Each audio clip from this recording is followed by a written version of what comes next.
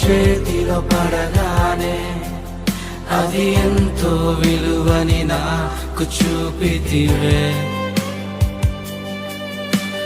జీవమే లేని నాలోని జీవమును నింపుటకు నీ జీవితాన్నే తారబోసితివే.